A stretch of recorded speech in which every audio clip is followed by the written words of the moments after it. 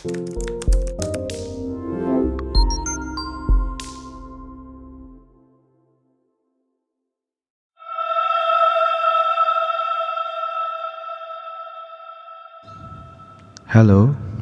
nama saya Matthew. Kejadian ini sekitar tahun 2013-2014. Waktu itu sedang heboh-hebohnya Ebola. Kebetulan sekolah saya menerima pertukaran pelajar dari Nigeria. Dan kebetulan juga saya mendapatkan sebuah tugas khusus dari wali kelas untuk bersama dengan anak laki-laki dari Nigeria ini. Saya nggak menyebut nama. Awalnya kita biasa aja.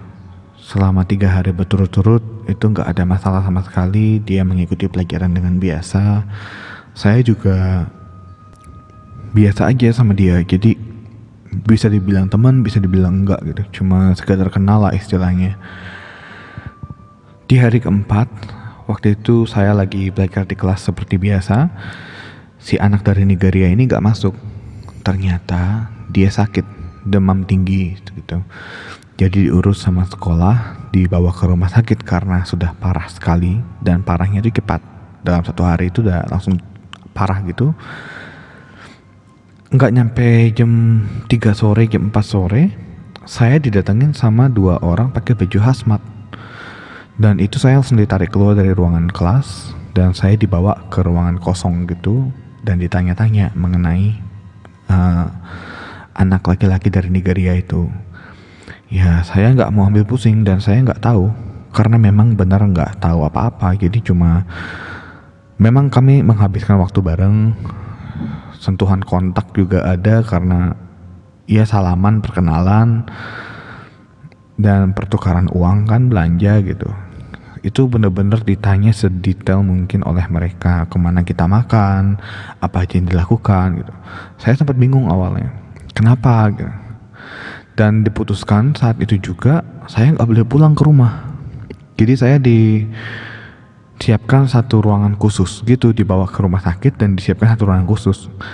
Dan di sana ternyata saya dikarantina, dikarenakan anak laki-laki dari Nigeria tersebut membawa virus Ebola.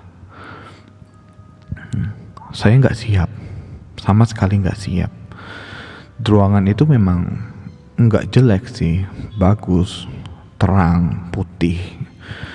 Cuma ya jadi kayak binatang dikandangin seperti itu dalam ruangan dan nggak boleh ngapa-ngapain, nggak boleh keluar. Orang tua saya kedengeran suaranya nangis dari luar, maksa masuk tapi nggak boleh, nggak dikasih.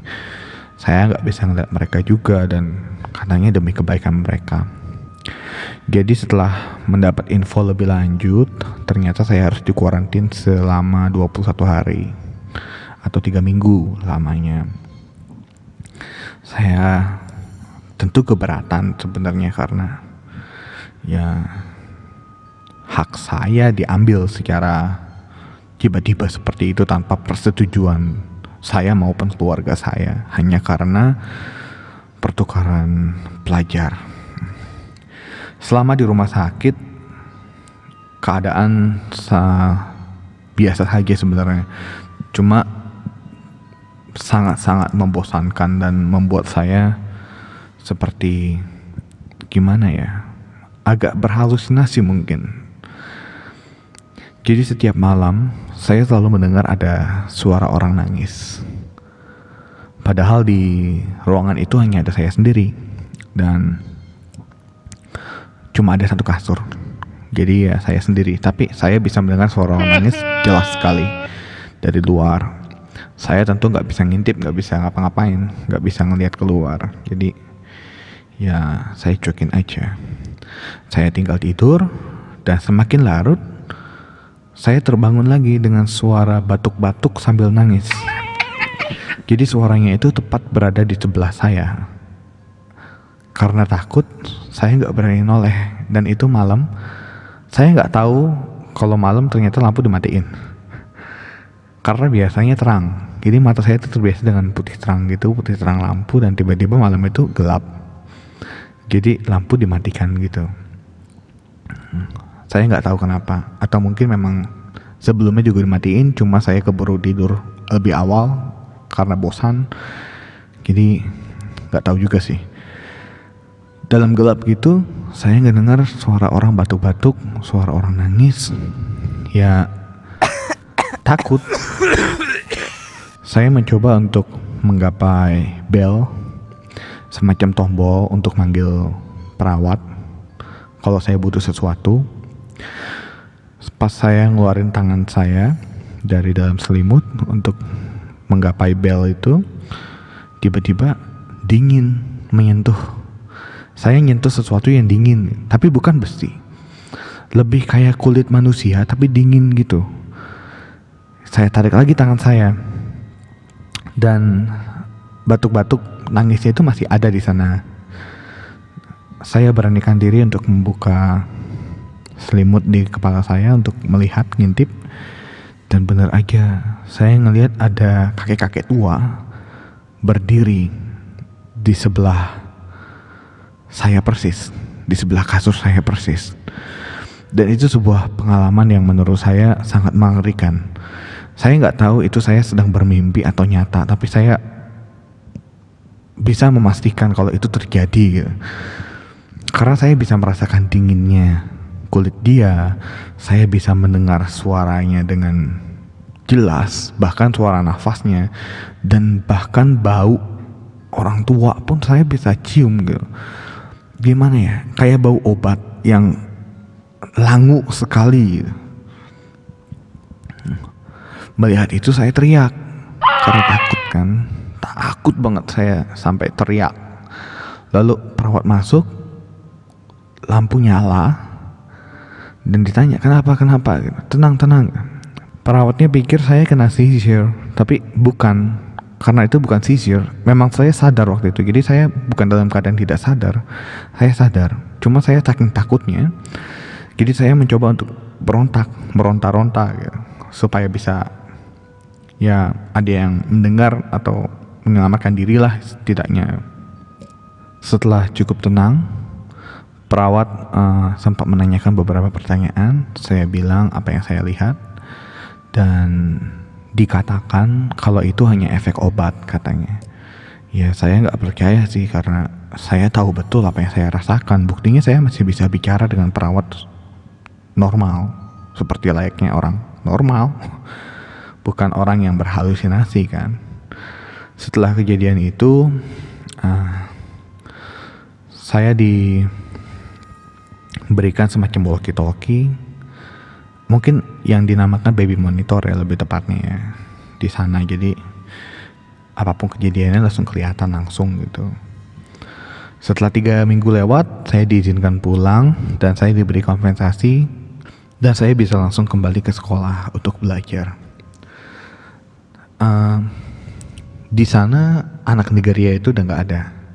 Saya nggak ngelihat anak Nigeria, dan saya tanya ke murid-murid lain, mereka juga bilang nggak ada. Jadi hilang gitu aja, kayak gimana ya, semacam dipulangkan gitu. Tapi kita nggak tahu kalau dia benar-benar dipulangkan atau dia meninggal di sini. Itu nggak ada kabar, nggak pernah ada konfirmasi sampai sekarang. Setelah itu setiap kali ada pertukaran pelajar sampai lulus sekolah, saya nggak pernah mau apabila saya ditunjuk untuk jadi pendampingnya atau sebagai teman untuk ya jadi semacam guide di sekolah gitu. Nggak lagi.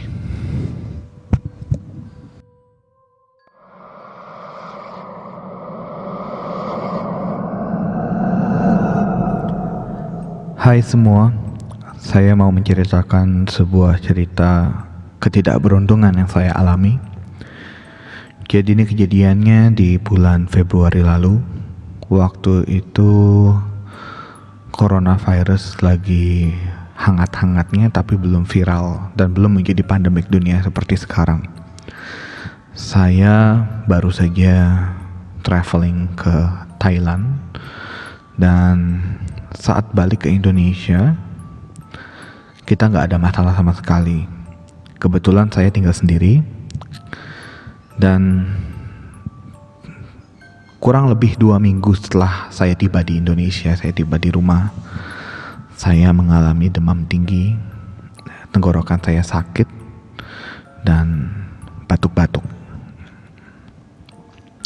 Awalnya saya nggak aware sama yang namanya coronavirus, jadi kita nggak tahu kalau itu corona. Untungnya saya memang tipe orang yang tidak keluar kemana-mana, tidak suka bersosialisasi, terutama karena waktu itu lagi liburan Chinese New Year, jadi saya memang mengambil cuti lebih lama. Saat saya tinggal sendiri dalam keadaan sakit seperti itu, dan saya nggak bisa ngapa-ngapain, nggak bisa kemana-mana, terutama karena saya apa istilahnya ya, semacam sebatang kara gitu. Jadi cuma di rumah, berdiri pun sulit, mau ngambil minum, mau ke toilet pun sulit. Jadi beberapa kali saya berjalan tuh harus dipakaikan tongkat. Sebenarnya bukan tongkat sih, lebih ke gantungan jaket yang biasa depan pintu, itu saya pakai untuk menopang tubuh saya supaya bisa bergerak dari satu tempat ke tempat lain. Sebenarnya saya ingin untuk minta tolong kepada tetangga atau kepada siapa, keluarga dekat gitu, untuk membantu saya, setidaknya untuk membawa saya ke rumah sakit. Cuma waktu itu pikiran saya, rumah sakit pasti mahal, dan lagi saya nggak mau ngerepotin orang lain, jadi saya lebih milih sendiri di rumah. Dan untungnya lagi saya punya persediaan makan di rumah. Beberapa hari saya sakit itu saya menderita sekali, dan bahkan saya sampai sempat rela kalau misalnya nggak selamat di rumah sendirian. Di saat-saat saya berpikir seperti itu, tiba-tiba aja ada seorang wanita, dia bolak-balik gitu. Jadi dari ruang tamu, dapur, ngecek kamar saya, dan saya nggak tahu itu siapa karena saya tinggal sendiri dan pintu semua saya gembok, saya kunci. Dia masuk dari manapun saya nggak tahu. Saya coba ngecek keluar, dan di atas meja makan yang biasanya kosong itu saya melihat ada sebuah gelas berisi air penuh. Jadi saya minum. Setelah minum saya balik ke kamar. Pikir saya mungkin saya lupa tadi saya mau minum, cuma karena kepala saya yang sudah pusingnya melewati batas, saya lupa kalau saya sudah menuang air gitu. Nggak berapa jam kemudian ada suara dari luar kamar saya manggil saya, kesini sebentar gitu. Jadi saya tergopoh-gopoh menggunakan tongkat gantungan jaket itu keluar, dan di situ saya melihat piring penuh dengan makanan. Jadi ada nasi lengkap dengan lauknya sama minuman air hangat. Saya nggak pikir panjang, langsung saya duduk, makan, minum, lalu kembali ke kamar. Itu terjadi beberapa hari ke depan. Dan sampai sekarang saya nggak tahu siapa yang nyiapin makanan, siapa yang ngebersihin cucian piring kotor, gelas kotor, karena semua selalu bersih lagi. Pernah suatu malam saya tuh sudah sakit, yang sakit banget, udah nggak tahan banget dah pokoknya, tenggorokan tuh udah seperti terbakar, terus kepala saya pun sudah muter-muter. Jadi langit-langit itu seakan seperti zoom in, zoom out, zoom in, zoom out, dan nggak jarang juga muter-muter gitu di atas kepala saya, membuat saya sangat tidak nyaman dan aduh benar-benar sulit digambarkan dengan kata-kata. Dan tiba-tiba aja ada cewek duduk di kasur saya, di sebelah saya. Itu saya merasakan tiba-tiba dingin di kepala saya. Seperti apa ya, tahu gak sih kalau misalnya masih kecil tuh ada sapu tangan direndam di air es, dilipat kotak terus taruh di kepala. Seperti itu rasanya. Dan itu membuat nyaman, walaupun masih pusing tapi sedikit lebih nyaman lah. Saya coba megang kepala saya dan itu kosong, cuma perasaan dingin itu masih ada. Lalu saya taruh tangan saya di perut, dan di saat itu juga saya merasakan ada sebuah tangan lembut itu megang tangan saya. Dan gak berapa lama saya tidur lagi, bisa tidur. Beberapa hari akhirnya saya membaik. Saya bisa bilang kalau saya sudah sembuh karena saya bisa berjalan normal, bisa lompat-lompat lagi, bisa beraktivitas normal, nggak lagi pusing, tenggorokan nggak lagi sakit. Itu benar-benar sampai sekarang saya masih bingung sih sebenarnya, masih nggak tahu siapa orang yang merawat saya saat saya sakit itu. Karena waktu saya sakit pun saya nggak pernah melihat langsung. Saya cuma dengar suara wanita. Tangan saya dipegang oleh wanita itu. Piring saya, gelas saya selalu bersih, makanan minuman selalu tersedia. Dan itu saya nggak tahu sampai sekarang, nggak habis pikir. Apa mungkin itu mimpi satu malam, terus saya bangun langsung sembuh, which is nggak mungkin karena saya ngerasain penderitaan sakitnya itu berhari-hari dan memang melihat tanggal kalender pun berhari-hari udah lewat. Jadi saya sakit itu lebih dari 2 minggu, mungkin 3 minggu, jalan hampir 1 bulan. Kantor pun nggak ada yang nyariin, cuma kirim email aja gitu. Jadi ya udah, sekarang saya tahu bahwa ada yang namanya virus corona dan corona sudah outbreak gitu. Jadi semua orang gampang tertular. Dari cerita saya tadi, saya mau berterima kasih kepada siapapun atau apapun yang sudah menolong saya saat saya sakit di bulan Februari. Untuk yang lain, jangan panik, jangan terlalu takut. Jika Anda merasa kurang sehat, segera ke rumah sakit, dapat penanganan. Stay at home, social distancing, supaya jikalau Anda membawa virus itu tidak menularkan kepada orang lain. Karena kalau udah kena itu rasanya, sakitnya, penderitaannya itu parah. Terutama untuk orang-orang yang tinggal sendiri atau orang-orang yang sudah lanjut usia, atau mungkin anak-anak, mungkin mereka nggak akan tahan. Ya, sampai di sini ceritanya. Terima kasih.